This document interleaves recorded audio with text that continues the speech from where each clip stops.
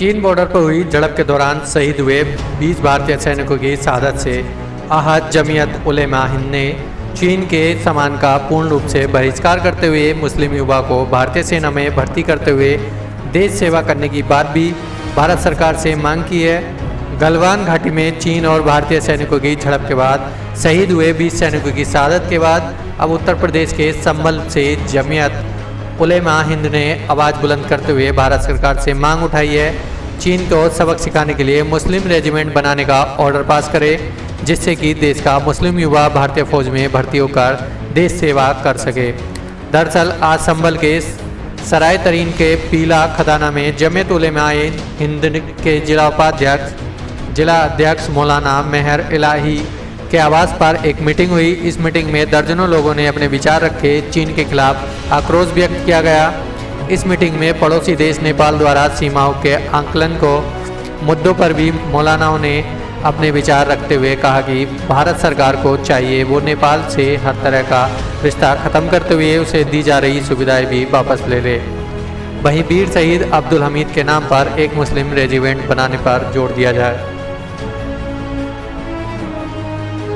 आज मीटिंग की गई है कि चाइना ने जो बदतमीजी की है, हमारे सैनिकों पर गोली चलाई है, इस सिलसिले में की गई है कि इनको मुंहतोड़ हुकूमत जवाब दे। और हम सब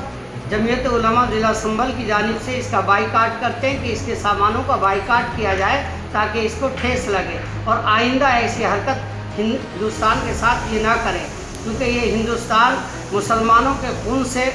इसकी ज़मीन जो है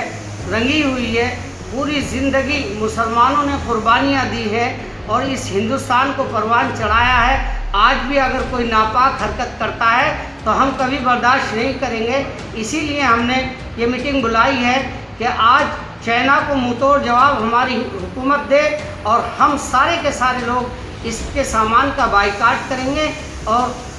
लोगों से अपील करेंगे कि इसके सामान को न खरीदा जाए। हिंदुस्तान की कंपनियां और हिंदुस्तान के सामान को ख़रीदा जाए, महंगे पैसों में भी मिले तो हम इसको बर्दाश्त करेंगे। हम ये बर्दाश्त नहीं करेंगे कि हमारे मुल्क के साथ, हमारे सैनिकों के साथ शहादत की जाए और उनको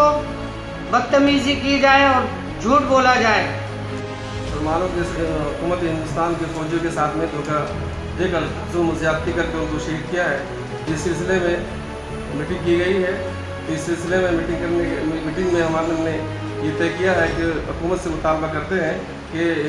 चाइना की तमाम चीज़ों पर जो आयात हैं उन पर पाबंदी लगाए और हिंदुस्तान में जो चीज़ें भी जो ठेके हैं उन पर रद्द किया जाए। बस मुल्क हिंदुस्तान के अंदर चाइना की तरफ से दरअंदाजी की जा रही है और चाइना की तरफ से हमारे हिंदुस्तान के सैनिकों को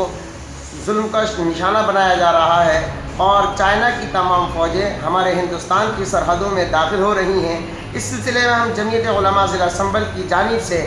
अपनी हुकूमत से भी अपील करते हैं और अपनी तरफ से ये बात कहते हैं कि हम तमाम मुसलमान हिंदुस्तान के रहने वाले अपने इस वतन से बेहद मोहब्बत करते हैं और इस मोहब्बत के नतीजे में हम अपनी तमाम मुसलमानों की और तमाम हिंदुस्तान में बसने वालों की तरफ से ये बात कहते हैं कि हम इस वतन की मोहब्बत में अपनी जान कुर्बान करने के लिए हर वक्त तैयार हैं। हमारा हर नौजवान इस वतन की मोहब्बत में, इस वतन की हिफाजत में और वतन की सरहदों की हिफाजत में हर वक्त जान कुर्बान करने के लिए तैयार है और हम इस तरह से दूसरे मुल्क की दरअंदाजी को कभी भी बर्दाश्त नहीं कर सकते। जिस तरह से मीर अब्दुल हमीद